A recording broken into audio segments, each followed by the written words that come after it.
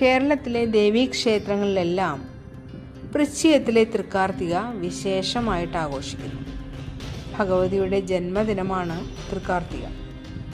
മറ്റുള്ള ദേവീക്ഷേത്രങ്ങളിൽ നിന്ന് വ്യത്യസ്തമായിട്ട് ചോറ്റാനിക്കര ദേവീക്ഷേത്രത്തിൽ തൃക്കാർത്തിക 3 ദിവസത്തെ ആഘോഷമാണ്. പ്രധാന ദിവസമായ കാർത്തിക കൂടാതെ രോഹിണി, മകേരം ദിവസങ്ങളിലും ഇത് ആഘോഷിക്കും. ഈ ദിവസങ്ങളിൽ ക്ഷേത്രത്തിൽ വിശേഷാൽ പൂജകളും കലാപരിപാടികളും ഒക്കെ ഉണ്ടാകാറുണ്ട്.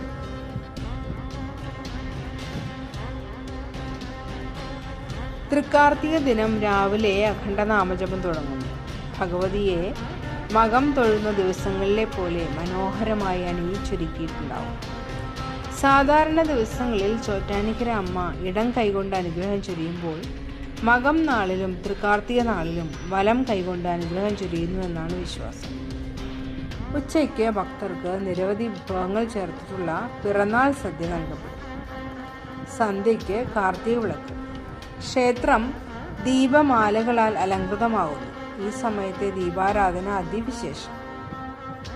കാർത്തിക ദിവസത്തെ ഭഗവതി ദർശനം സർവ്വ അനുഗ്രഹദായകമാണ് എന്ന് വിശ്വസിക്കപ്പെടുന്നു. മകം തൊഴാൻ സാധിക്കാത്തവർ കാർത്തിക തൊഴാൻ എത്തുന്നതും കാണാം. അമ്മേ നാരായണ, ദേവി നാരായണ.